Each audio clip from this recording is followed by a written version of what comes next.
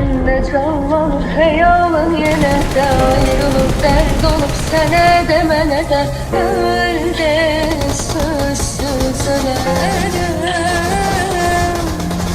Ağlama ağlama yazar sevinler, anam eşi de gel yüzüler. Ağlama bu hasretin karşılığına.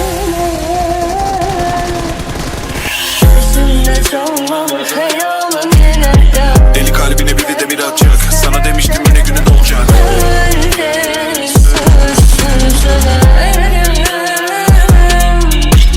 Çek derdi falan dedim, belli ki sen daha çok yedirmedin. Kesmedim umudumu gelir dedim, ezberledim yolları konum nedir. Bütün bu dostlarım evleniyor, sayende her gece demleniyorum. Çekili saç değil inan bana, gülüme bahçe bile hayatıma renk veriyor. Bulutlar dolarsa yağışlar yağacak, gözümün yaşından korkakta doyacağım. Kavuşmasak seninle bir